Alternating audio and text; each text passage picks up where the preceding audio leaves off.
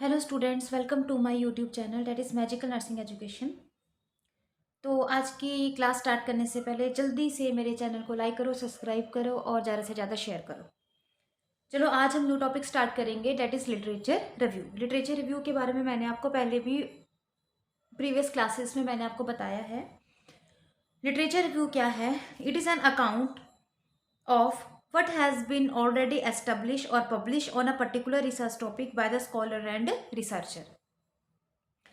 तो literature review क्या होता है कि कोई भी चीज़ जो ऑलरेडी पहले पब्लिश हो चुकी है, जो ऑलरेडी पहले एस्टेब्लिश हो चुकी है किसी भी पर्टिकुलर टॉपिक से related, that is called as your literature review. ठीक है, मानो अगर आपने डायबिटीज़ मेलाइटिस पे स्टडी करनी है तो उस स्टडी के लिए जब आपने स्टडी करनी है तो उस स्टडी को करने से पहले आप क्या करोगे? प्रीवियस आर्टिकल्स चेक करोगे, मैगजीन्स देखोगे कि डायबिटीज़ पे कितनी स्टडीज़ जो है वो हो चुकी हैं और किस तरह की स्टडी हो चुकी है। तो वो जो आपने रिव्यू करना है और उस रिव्यू से आपको क्या मिलेगा? एक आइडिया मिलेगा कि आपने अपनी स्टडी को कैसे कंडक्ट करना है। तो that is called as your literature review. Next is the importance of literature review. ये ऑलरेडी प्रीवियस क्लास में हो गया था बट मैं दोबारा से आपको रिवाइज करवा रही हूँ। तो without review of the literature आप जो है अपनी स्टडी में कुछ भी नहीं कर सकते। ठीक है, कुछ नहीं आप कर सकते क्योंकि literature review is must important. ठीक है, to find out the new knowledge. ठीक है, to conduct your research study. तो first is identification of the problem. Obviously बात है, जब भी आप कोई भी मैगजीन्स पढ़ते हो, कोई भी आप चीज़ पढ़ते हो तो उससे जो है वो आपके माइंड में न्यू न्यू आइडियाज क्रिएट होते हैं जिससे आप क्या कर सकते हो? एक अपनी प्रॉब्लम स्टेटमेंट को बना सकते हो। Next is your identification of the research problem. तो sorry, identification of research problem. Second is generation of the unique useful questions. जो भी आप क्वेश्चंस आपने रिलेटेड टू स्टडी बनाने हैं वो भी आप लिटरेचर रिव्यू से बना सकते हो पढ़ के। Determine the any gap in the body of the knowledge. अब आप ये देख सकते हो कि जो भी चीज़ आपने पढ़ी है तो उस चीज़ से आपको पता लग जाएगा कि आपको इस बारे में नॉलेज था या नहीं था। अगर आपको इस बारे में नॉलेज नहीं था तो वो न्यू लर्निंग्स जो है वो आप कर सकते हो, जो आपके गैप को जो है वो फिल कर सकती है। Discover the unanswer questions about the subject and concept. जो भी थ्योरी, जो भी प्रॉब्लम है, जो भी कंसेप्ट है उससे रिलेटेड जो है वो आप जो भी अनआंसर्ड क्वेश्चन है उसको इजीली आप फाइंड आउट कर सकते हो। Next is your discovery the unanswered question about the subject and concept. Next is your determining the need to replicate the prior study in the different setting and different sample and size। कि आप ये देख सकते हो कि जो पहले वाली स्टडीज हैं वो किस किस जगह पे हुई थी, कितने सैंपल्स पे हुई थी, तो अब जो मैं स्टडी करूंगी वो किस जगह पे करूंगी और कितने सैंपल में मैं करूंगी, वो आप जो है वो डिफ्रेंशिएट कर सकते हो। मानो पहले वाली स्टडी अगर 60 सैंपल पे हुई थी तो हो सकता है कि आप अब मोटिवेट करो कि मैंने 60 पे नहीं करना है। अब आप अपने आप को मोटिवेट करोगे कि मैंने अपनी स्टडी को मॉडिफाई करना है, तो मैंने 60 की जगह मैंने 100 पीपल्स पे करना है। अगर उन्होंने नर्सेज पे किया है तो आप स्टूडेंट्स पे कर सकते हो या आप पेशेंट्स पे कर सकते हो। Identification of the framework for the problem. क्योंकि जब भी आप लिटरेचर पढ़ोगे आपके कंसेप्ट पता लगता है, आपको थ्योरी पता लगती है, तो वहां से आप अपना फ्रेमवर्क जो है वो अपनी थीसिस का बना सकते हो। Next is the description of the strength and weakness of the research design and method. तो जो भी आप रिव्यू करोगे उससे आपको पता लगेगा कि जो प्रीवियस स्टडी में जितनी भी जो डिज़ाइंस थे, जो भी उन्होंने मेथड ऑफ डाटा कलेक्शन था, जिस तरीके से उसने स्टडी की थी, ठीक है, उसकी जो वीकनेस क्या है और स्ट्रेंथ क्या रही है। जो उसकी वीकनेस है आप उसको अपनी स्टडी में पूरा करोगे और जो उसकी स्ट्रेंथ होगी उसको आप यूज़ करोगे अपनी स्टडी को कंप्लीट करने के लिए। Next is it have to development of the thesis या hypothesis and testing the hypothesis in the research study. तो जो भी लिटरेचर रिव्यू है इससे आपको पता लग जाता है कि आपकी स्टडी का हाइपोथेसिस क्या है, आपने क्या लॉजिकल स्टेटमेंट रखनी है या आपने क्या अजम्पशंस रखने हैं और उसको आपने टेस्ट कैसे करना है। Next is your helping in planning of the methodology. तो ये मेथोडोलॉजी मैंने आपको पहले भी बताया था। मेथोडोलॉजी में सैंपल टेक्निक आती है, सैंपल साइज आता है, डिजाइन्स आते हैं, किस एरिया में आपने करना है, कैसे आपने एनालाइज करना है, वो सारा आप प्लान कर सकते हो रिव्यू ऑफ लिटरेचर से। क्योंकि पहले वाली स्टडी में ये सब कुछ हुआ होता है तो उससे आपको क्या मिल जाता है? एक आइडिया मिल जाता है। Next identification of the suitable method for the data collection for the study. तो आपको ये पता लग जाएगा कि प्रीवियस स्टडी से कि उसने डाटा जो कलेक्शन का मेथड था वो कैसे लिया, किस तरीके से उसने डेमोग्राफिक वेरिएबल्स लिए, ठीक है, कैसे उसने क्वेश्चनर्स बनाए थे, वो सारा आपको जो है वो आइडिया मिल जाता है जिसको आप इजीली जो है वो अपनी स्टडी में डाल सकते हो। Next is your sources of the literature review is important. There are the two resources of literature review, that is the primary and secondary sources.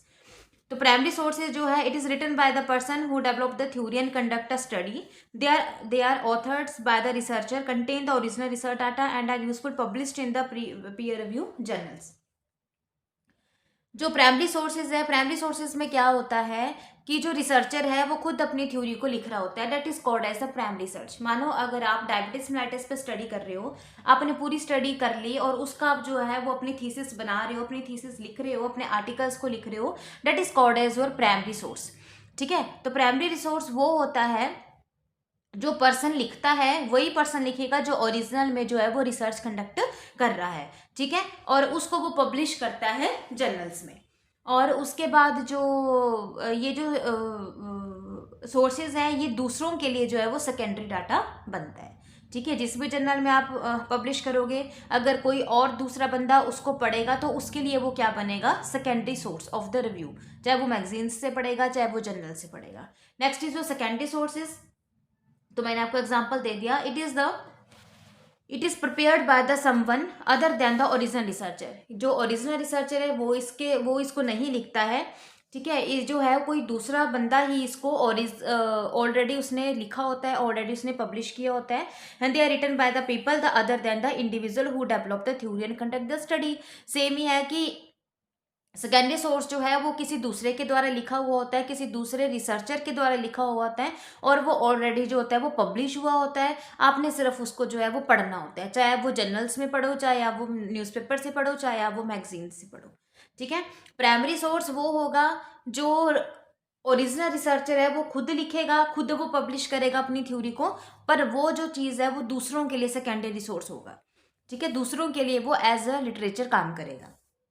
Secondary sources वो हो गया जिसमें पर्सन अपना डाटा नहीं लिखेगा, ओरिजिनल रिसर्चर नहीं होता, वो किसी दूसरे रिसर्चर के द्वारा ऑलरेडी पब्लिश हो गया होता है, ऑलरेडी वो रिटर्न होता है। ठीक है, तो इसमें एग्जांपल आते हैं books, journal, newspaper, thesis, conference paper, research paper, ठीक है, आर्टिकल्स वगैरह। ठीक है, जो आप उसको पढ़ते हो, that is your secondary sources. इसमें आपके पास ऑनलाइन जर्नल्स के मैंने ये दिए हुए हैं, http://www.nana.org। ठीक है, ये मैंने सारी वेबसाइट्स दी हैं, तो यहाँ से भी आप जो है वो अपने जो भी आपकी प्रॉब्लम है, जो भी आपकी थीसिस है, उसके बारे में आप पढ़ सकते हो। ठीक है, तो वो आपके लिए सेकेंडरी सोर्स हो गया। नेक्स्ट इज जो steps of literature review. Important है स्टेप्स ऑफ लिटरेचर रिव्यू कि आप एक लिटरेचर को कैसे लिखते हो, क्या क्या स्टेप्स हैं लिटरेचर रिव्यू के। तो फर्स्ट स्टेज आती है आपके पास एनोटेटिव बिब्लियोग्राफी। तो at this stage the researcher read the article, books and others type of the literature related to the topic of the research and write a brief critical synopsis of the each review. After go through the reading list, the researcher will have a annotation of the each sources related to the literature. तो एनोटेटिव bibliography में क्या होता है, इस stage में क्या करेगा जो रिसर्चर होगा, फर्स्ट स्टेज में वो वेस्ले बात है वो बुक्स पढ़ेगा, आर्टिकल्स पढ़ेगा। ठीक है, बहुत ज़्यादा अदर टाइप ऑफ जो है वो लिटरेचर को पढ़ेगा उसके टॉपिक से रिलेटेड। ठीक है, और उसको क्या करेगा, उसका एक ब्रीफ साइनॉप्सिस बना देगा। क्या करेगा, उसका एक ब्रीफ साइनॉप्सिस बना देगा कि मैंने ये पढ़ा था, ये पढ़ा था। ठीक है, इसमें ये चीज़ें से एक छोटा सा जो है वो अपने लिए एक छोटा सा नोट डाउन कर देगा। ठीक है, हर एक रिव्यू का। तो after going through the reading list, जो जब वो पूरा रीड कर लेगा तो उसके पास क्या हो जाएगी, एक एनोटेशन हो जाएगी। ठीक है, एनोटेशन हो जाएगी of the e source related to the literature. ठीक है, या तो आप ये भी कर सकते हो कि मानो अगर आपने कोई भी बुक्स पढ़ी या कोई भी जर्नल पढ़े तो आपको वो चीज़ सही लगी तो आपने उसकी बिब्लियोग्राफी लिख ली। ठीक है, तो वो जो चीज़ आप लिखोगे, सारा जो नोट डाउन करोगे, एक स्मॉल में आप चीज़ जो लिखोगे अपने लिए, जैसे कॉपी में नोट करते हो आप कुछ भी, आपने जो नोट पैड होता है उसमें आप कुछ भी नोट करते हो। ठीक है, जो सिर्फ आपको समझ में आता है, तो ऐसी ऐसी चीज़ जो आपको इंपॉर्टेंट है वो आप लिखते जाओगे। तो वो जो चीज़ आप लिखोगे, जो आपने एक नोट्स बनाए, that notes is called as your synopsis. ठीक है, तो फर्स्ट में आपके पास क्या बना दिया, आपने साइनॉप्सिस बना दिया। साइनॉप्सिस आपने कैसे बनाया, बुक्स को पढ़ के, आर्टिकल्स को पढ़ के। ठीक है, उनको जो भी आपको इंपॉर्टेंट लगता है उसको आपने एक रिव्यू लिख दिया, उसको आपने नोट डाउन कर दिया। तो वो जो नोट डाउन आपने किया वो आपके पास बन गया साइनॉप्सिस। ठीक है, synopsis of the each review. जिस रिव्यू से आपने देखा उसका आपने जो है वो बिब्लियोग्राफी लिख दिया, कुछ भी चीज़ आपने लिख दिया, तो आपको हर एक रिव्यू का क्या बन गया, साइनॉप्सिस बन गया। उसके बाद क्या आता है आपके पास thematic organization. At this stage the researcher try to find the common themes of the research topic and organize the literature under these themes और categories. The researcher try to organize the literature under the themes which related to the each other and organize in a chronological manner। अब उसने क्या किया, thematic organisation किया। अब उसने जो भी चीज़ों को इकट्ठा किया था, जो भी उसने साइनॉप्सिस बनाया था, अब उसको उसने क्या किया, हर एक थीम में डिवाइड करना शुरू कर दिया। ठीक है, जैसे जैसे उसको चाहिए था वैसे वैसे उसने जो है वो उसको स्टेप बाय स्टेप लिखना जो है वो शुरू कर दिया, उसको ऑर्गेनाइज करना शुरू कर दिया। ठीक है, बट उसने ये देखा कि जो भी मैं लिख रहा हूँ वो जो मेरी प्रॉब्लम स्टेटमेंट है, वो जो मेरी थीम है, उसके साथ जो है वो रिलेट होना चाहिए। ठीक है, और उसको उसने क्या किया, क्रोनोलॉजिकल मैनर में लिखना शुरू कर दिया, स्टेप बाय स्टेप उसने लिखना शुरू कर दिया। ठीक है, मानो सबसे पहले आप जो थीसिस लिखोगे वो आप पहले मानो अगर आपने अभी डायबिटीज पे स्टडी करनी है तो आप सबसे पहले स्टडी लिखोगे कि 2024 में कैसी हुई है, फिर 2023 की, फिर 2022 की, ऐसे ऐसे आपने इसको क्रोनोलॉजिकल मैनर में लिखा और स्टेप बाय स्टेप आपने लिखा। पहले आपने प्रॉब्लम स्टेटमेंट लिख दी, फिर आपने सैंपल साइज लिख दिया, सैम्पल टेक्निक लिख दी, फिर आपने मेथड ऑफ डाटा कलेक्शन लिख दिया, फिर आपने रिजल्ट लिख दिया। ठीक है, तो मतलब हर एक थीम जैसे जैसे आपको चाहिए वैसे वैसे आपने उस थीम्स के अंदर उस चीज़ को ऑर्गेनाइज करना शुरू कर दिया और उसको आपने क्या किया, क्रोनोलॉजिकल मैनर में जो है वो अरेंज करना शुरू कर दिया। Next is your stage 3 is the more reading. At this stage the researcher try to discover the specify the literature material relevant to the field of the study और research the methodologies. अब more reading में नाम से ही पता लग रहा है कि जब उसने थीमेटिक के अंडर, उसने थीम्स के अंडर उसने ऑर्गेनाइज करना शुरू कर दिया, तो जो जो चीज़ें उसको कम लगी, ठीक है, जो जो चीज़ें उसको लगी कि अभी भी कमी है, तो उसको उसने ज़्यादा से ज़्यादा जो है वो रीड करके उसको पूरा किया और ज़्यादा इन्फॉर्मेशन जो है वो उसने गैदर की। उसके बाद फोर्थ स्टेप में क्या आएगा, राइट द इंडिविजुअल सेक्शन। अब यहाँ पे उसने ज़्यादा चीज़ें जो ली थी, गैदर की, उसको फिर उसने जो है वो लिखना शुरू कर दिया, फाइनल लिटरेचर। तो at this stage the researcher start to write the literature under the each thematic session. यहाँ पे उसने हर एक थीम्स के अंदर जो है वो लिटरेचर को लिखना शुरू कर दिया, जो भी उसने फर्स्ट एनोटेटिव बिब्लियोग्राफी जो कि उसने प्रीवियसली जो था वो कलेक्टेड किया था एनोटेशन। यहाँ से जो उसने एनोटेशन, यहाँ से जो उसने साइनॉप्सिस अपना लिखा था, जो उसने की पॉइंट्स अपने नोट डाउन किए थे, वहां से उसने क्या कर दिया, अब प्रीवियस वाले को भी देके और जो न्यू वाले को भी देके उसने रिव्यू जो है वो लिखना उसने शुरू कर दिया। Here, they organize the related articles under the 8 themes by ensuring that the every article is related to each other। जब भी उसने themes के अंदर लिखना शुरू कर दिया क्रोनोलॉजिकल मैनर में, तो उसने ये देखना है कि जो भी मैं लिटरेचर लिख रहा हूँ वो मेरी प्रॉब्लम स्टेटमेंट से, वो मेरी स्टडी से जो है वो रिलेटेड होना चाहिए। ऐसा नहीं है कि आप स्टडी कर रहे हो डायबिटीज मेलाइटिस पे और आप लिख रहे हो हाइपरटेंशन के बारे में, नहीं। ठीक है, तो उसने ये देखना है कि जो भी मैं अंडर थीम, जो भी चीज़ मैं ऑर्गेनाइज कर रहा हूँ, जो भी मैं चीज़ लिख रहा हूँ, वो क्या होना चाहिए, एक दूसरे से जो है वो रिलेटेड होनी चाहिए, वो आर्टिकल एक दूसरे से रिलेटेड होना चाहिए। Next is, while writing the review, the researcher focus on the themes of that section, showing how the articles be relate themes. उसने बस यही लिखना है कि जो भी मेरी थीम है, जो भी मेरी चीज़ है, मानो आपकी थीम डायबिटीज मेलाइटिस पे नॉलेज है स्टूडेंट्स का, ठीक है, तो आपके जो आर्टिकल्स लिखोगे वो आपकी थीम से जो है वो रिलेटेड होनी चाहिए। उसने इस बात के ऊपर ध्यान रखना है। Next is were stage 5 integrate section. Integrate section का मतलब ये है कि in this stage the researcher have a list of the thematic section and they tie them together when what introduction, conclusion etcetera. Integrate section का मतलब होता है कि जब आपके पास पूरा रिव्यू ऑफ लिटरेचर बन गया, सब कुछ बन गया, तो आपने उसको क्या करना है, स्टेप बाय स्टेप आपने उसको अरेंज करना है और उसको आपने स्टेप करना है और आपने अपने लिटरेचर को जो है वो आगे शो करना है। तो these are the steps of the literature review. ठीक है, फर्स्ट स्टेप्स आपके पास है एनोटेशन, बिब्लियोग्राफी, जिसमें आप क्या करोगे, बुक से सब कुछ आर्टिकल्स को रीड करोगे, जिस जो भी आपका टॉपिक है उससे रिलेटेड, और उसका क्या बना दोगे, एक नोट्स बना दोगे। उस नोट्स को आप साइनॉप्सिस भी बोलोगे। ठीक है, और दोबारा से रीड करके जो भी आपके पास निकलेगा उन सब साइनॉप्सिस को आप एंड में नाम दे दोगे एनोटेशन।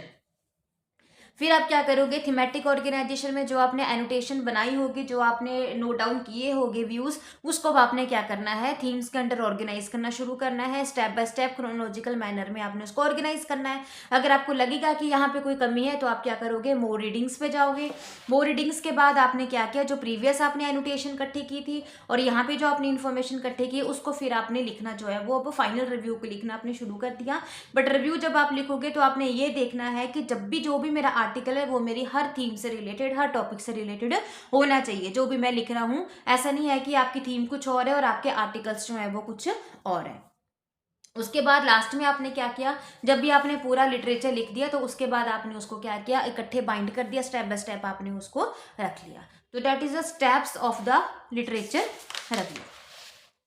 तो आज की क्लास में इतना बहुत है, ठीक है। तो today we discuss about the definition of the literature review, next we studied about the importance of the literature review, ठीक है। Next we study about the sources of the literature review and last topic is our steps of the literature review. इसमें जो steps of literature review है और जो ये sources of literature review है ये इंपॉर्टेंट है, ठीक है। तो आज की वीडियो में इतना ही बहुत है। अगर आपको किसी भी टॉपिक से रिलेटेड कोई भी प्रॉब्लम है तो आप मेरे को कमेंट बॉक्स में कमेंट कर लो, ठीक है। और बाकी आज की वीडियो ख़त्म करने से पहले मेरे चैनल को लाइक करो, सब्सक्राइब करो और बेल आइकन को दबाओ और ज़्यादा से ज़्यादा शेयर करो।